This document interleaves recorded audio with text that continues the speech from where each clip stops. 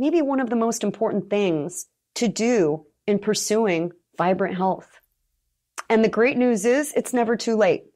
Even if those kids are now 15, 16, 17, they're still your kids, still an opportunity. Hi, I'm Mareya, otherwise known as the Fit Foodie. I'm a chef, holistic nutritionist, author, inventor, and mom. And I want to welcome you to my podcast. It's called Recipes for Your Best Life. And with every episode, I'm peeling back the onion on fitness, nutrition, health, wellness, and family. The truth is, you're the chef of your life. And for every important pillar, there's a great recipe worth sharing. So every week, we'll explore them together. Think of it as food for thought that you can really sink your teeth into. So join me, and let's squeeze the joy out of this life, because you only get one. Can I get a fork, yeah? There aren't many things we need in life to survive. Yet there is one essential element that can imprint your DNA. It's as important as breathing. And it's food. It's our lifeline. And the truth is, it can completely change your destiny and those around you that you influence. The fork in the road is what you choose to put in your mouth and what you choose to put on their plates. So knowing how to cook nutrition-forward foods may just be one of the most important survival skills we can nurture in our children. I mean, our grab-and-go society might advocate convenience and ease, have it your way and just get in line. You don't even need to get out of your car. Just get in line. But at what price? When we sacrifice this attachment to intentional eating, we can not only lose our health, but we can lose our identity, our culture, our traditions, and a chance to really bond with each other. I'm a huge fan of Julia Child. When I was growing up, she really became my mentor from afar. I'd watch her on TV and she'd gesture and explain, and her passion just oozed like cream out of a cannoli. There are foodies. I call myself the Fit Foodie. But then there are people who sweat butter and breathe olive oil. And that was Julia Child. She defined passion for ingredients, the art of cooking, the people around her, her husband. They had such a passionate love for each other. And she was really passionate about bringing people to the table. The quotes you can find about Julia Child quipping about cuisine could fill a book on their own. But the one that always gets me in the gut really has nothing to do with food. She said, "Remember, no one's more important than people. In other words, friendship is the most important thing, not career or housework or one's fatigue, and it needs to be nurtured." So if we know how important food is and eating in a way that feeds your body to the core, and we know how important relationships are, this is the perfect opportunity to marry the two. I call it higher vegucation, and I'll explain why. In my over 25 years in the food industry, I've spent a lot of time eating, dissecting, studying, pulling apart food. And I've coached a lot of people too. And on their journey, I've heard a lot of excuses. I don't have time to cook, or eat for that matter. Eating healthy is expensive. Oh, my family, they won't eat vegetables. Oh, you don't know my kids. My kids are such fussy eaters. Ooh, I don't love vegetables. And I don't know how to make them taste good. They all taste like dirt to me. And every time I hear this, I'm like, all vegetables? Like every single one of them? You can't stomach not one? Here's the truth. Sometimes you have to give things a chance. And when you know that calorie for calorie, veggies are the most nutrient-dense foods on the planet, meaning that you will get more phytonutrient, aka cancer-preventing, anti-aging, bone-building, skin-loving, and blood-boosting benefit from veggies, I mean, more support than you could drum up from any other food group. You got to give it a chance. That's why growing up, everyone in the world told us to eat our veggies. There's a great ranking system that was developed by Dr. Joel Fuhrman. And he studied and created the system of ranking the most nutrient-dense foods based on a calorie to nutrition ratio.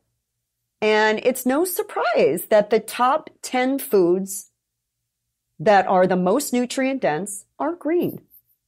Green, because they are plants.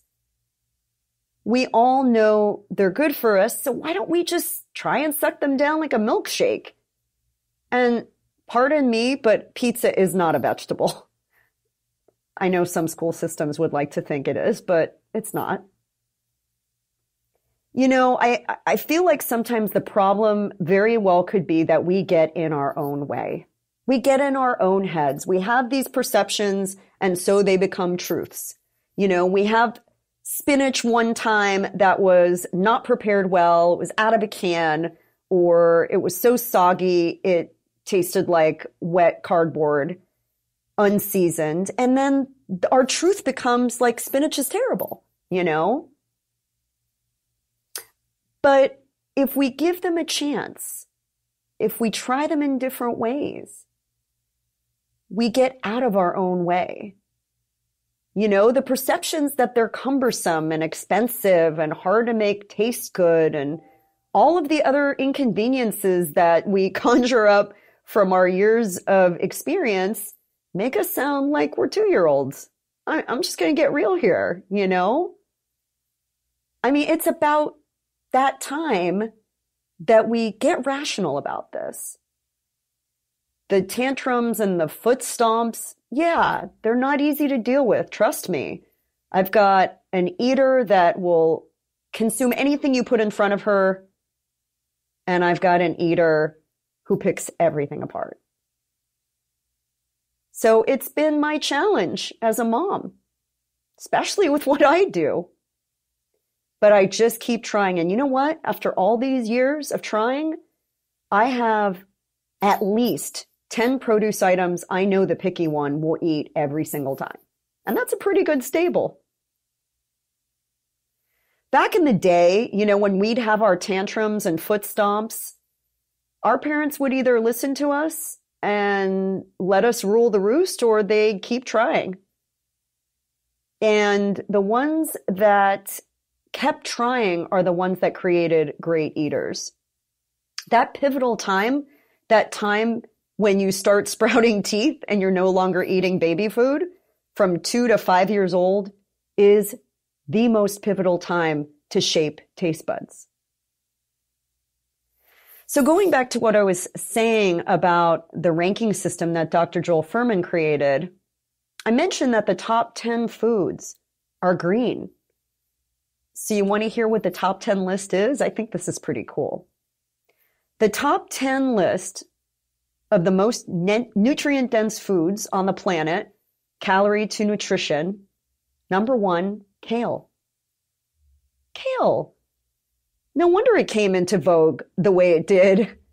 Showed up on 3 Michelin star restaurant menus. I mean, it's not just functional, it's delicious when it's prepared right. Number 2 is collard greens.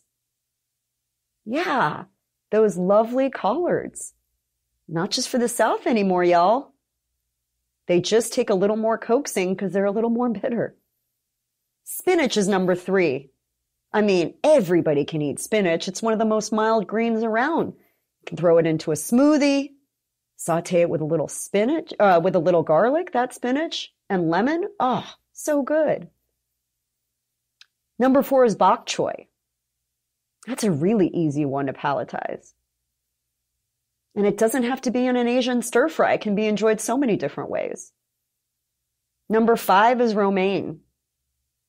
Now, romaine has been vilified quite a bit because of all of the outbreaks. So I'm just saying, with romaine, and really with all your greens, especially, because greens are the number 1 cause of foodborne illness, meaning they are the number 1 cause of getting bacteria that's pathogenic, that can make you sick, that can put you in the hospital, and that can even kill you. So it's no joke. You got to take it seriously. Cleaning that ish, and do it with Eat Cleaner. I'm just going to say. Number 6, Boston lettuce. Number 7, broccoli. Number 8, artichoke. Number 9, cabbage. And number 10, green pepper. Greens, greens, greens, full of phytonutrients, full of benefit. So I think one of the best gifts that you can give yourself and your family is getting vegucated. And it starts with you, starts with me, it starts with all of us adults. We got to start adulting when it comes to vegetables. And teaching your kids how to love them, especially the green ones, is nurtured by helping them flex that muscle. I'm going to call it one of the strongest, if not the strongest. I know your heart is, but you know, it's one of the strongest muscles in your body, and it's your tongue. Your taste buds, and I dedicated a whole chapter to that. It's actually the first chapter in the book is your taste bud reset. That's in my new book called Eat Like You Give a Fork. And I've got the link to it in my show notes.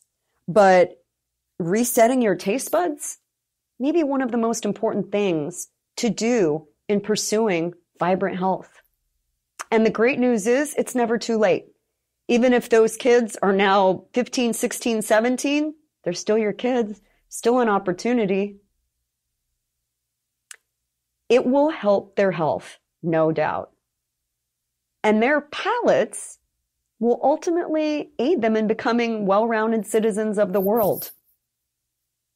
I know you're thinking maybe I'm exaggerating a little bit, but it really, in a way, isn't, because there are so many opportunities to travel and to try different cuisines. And imagine if they haven't honed their taste buds and they're always like, ew, what's that? Ew, I can't try that. Ew, it's green. Ew, ew, ew. It's kind of immature in a way. I mean, if we can travel and we can experience different cuisines and different cultures and be accepting and open, man, it can enhance their lives in a way that goes way beyond food.